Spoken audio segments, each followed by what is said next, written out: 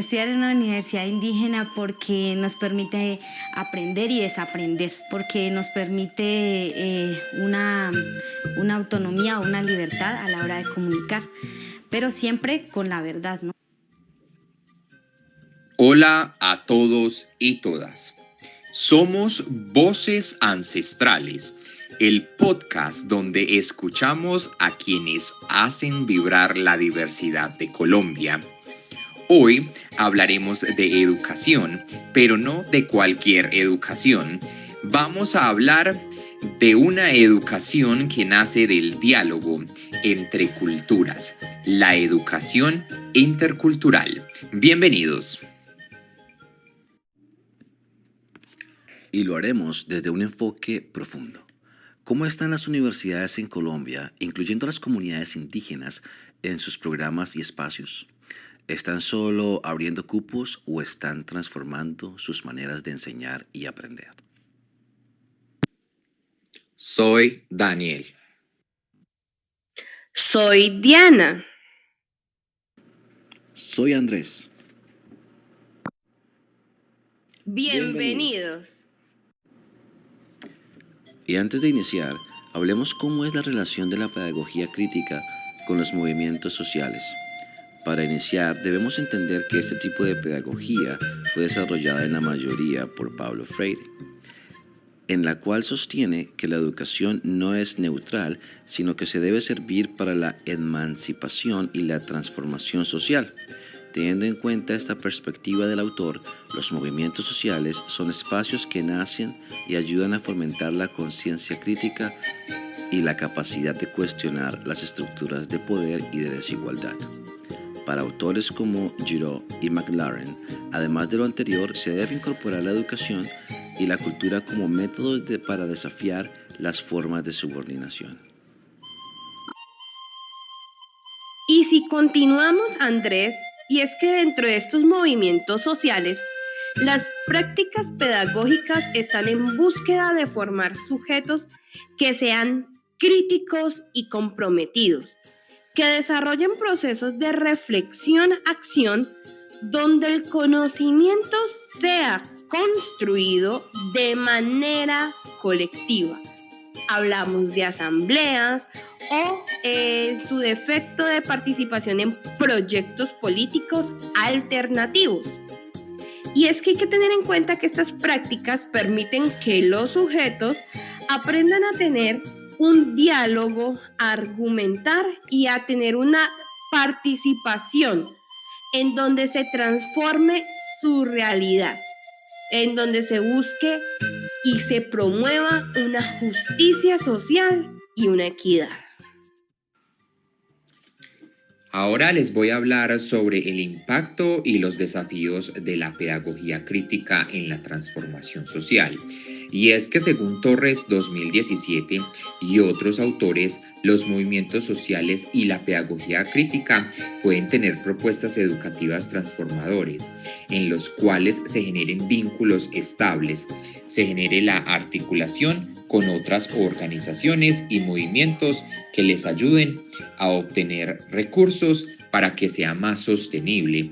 Además, esta pedagogía se convierte en una herramienta clave para la construcción de comunidades que sean solidarias y que ayuden a reivindicar los derechos. Cuando hablamos de interculturalidad, no nos referimos solo a convivir, sino a dialogar. Hay que reconocer que no hay una sola forma válida de ver el mundo. Exacto. Y esto también aplica a la educación. En una universidad intercultural, los saberes indígenas no son una curiosidad o una materia opcional, son parte del corazón del proceso formativo. La Constitución del 91 ya reconocía a Colombia como un país pluriétnico y multicultural, pero ¿hasta qué punto nuestras aulas lo reflejan? Por años, muchas comunidades indígenas han estado lejos de la universidad, no solo geográficamente, sino también por barreras culturales y lingüísticas. Y cuando logran llegar, muchas veces sienten que deben dejar parte de su identidad afuera para adaptarse a modelos que no los reconocen. Pero sabes, Daniel, eso está empezando a cambiar. Cada vez más universidades están diseñando programas que integran la lengua, la cosmovisión y las formas propias de aprender de cada pueblo. Según lo indica Escobar, en estas comunidades se tiene arraigado el sentipensar con la tierra, ya que ellos sienten desde el cuerpo y los territorios, desde la espiritualidad, las prácticas ancestrales y las memorias encarnadas. Sí, Andrés.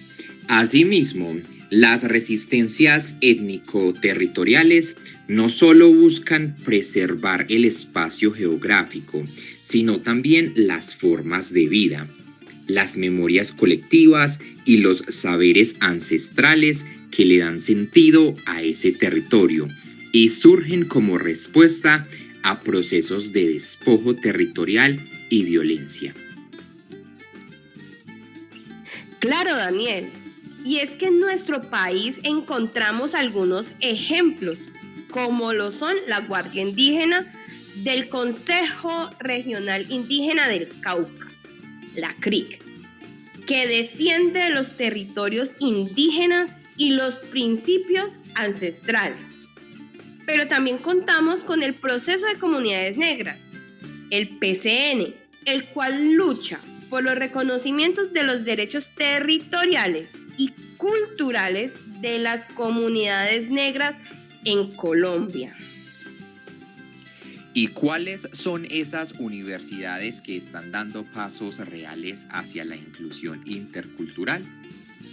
Desde Ecuador se posee el ejemplo de la Universidad Intercultural Amawata Iwasi, la cual tiene como objetivo principal reconocer, promover y fortalecer conocimientos y saberes, principalmente de las nacionalidades y pueblos indígenas, conocimientos ancestrales.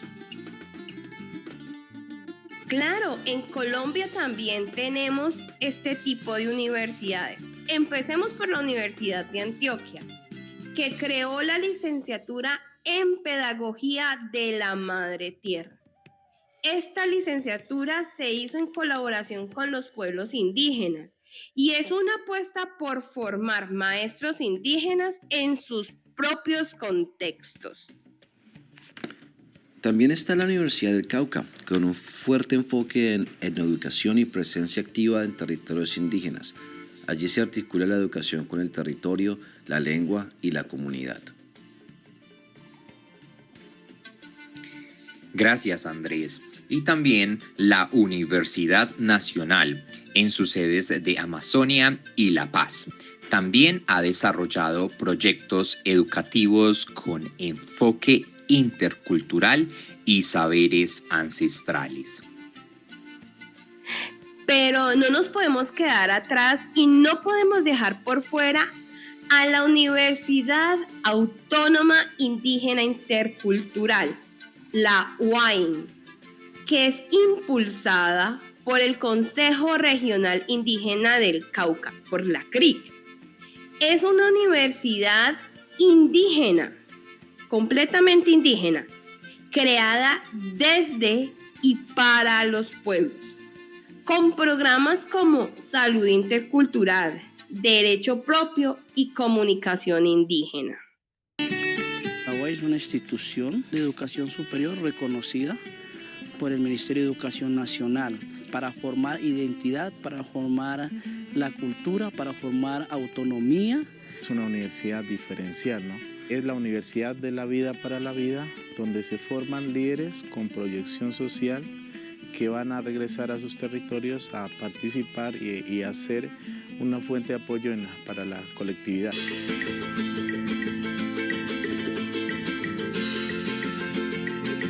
En la educación tradicional se parte de un rector de un consejo directivo, de unos consejos académicos, de unas facultades y de unos decanos. Nosotros en la educación alternativa no. Partimos primero de nuestras autoridades legítimas que hay en cada territorio. No les llamamos carrera, nosotros les llamamos tejidos. Pronto les llamamos tejidos para entrelazar los saberes, los conocimientos, los saberes y los saberes ancestrales.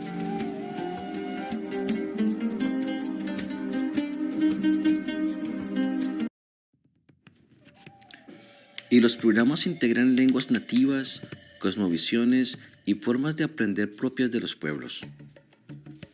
Lo que estamos viendo es que la educación intercultural no es un tema exclusivo de pueblos indígenas, nos convoca a todos. Nos recuerda que hay muchas formas de conocer, de enseñar, de vivir, que no hay una sola ciencia ni una sola pedagogía. Y es que si queremos una Colombia más justa, tenemos que empezar por una educación que escuche, que dialogue, que respete. La interculturalidad no solo beneficia a los pueblos indígenas, sino que enriquece a toda la sociedad.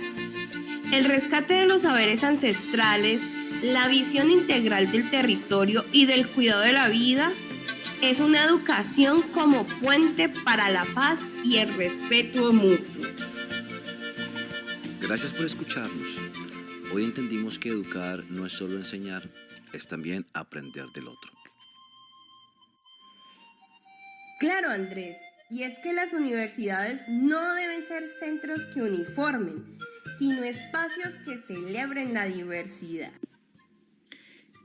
Esto fue Voces Ancestrales. Comparte este episodio y ayúdanos a seguir construyendo puentes entre culturas.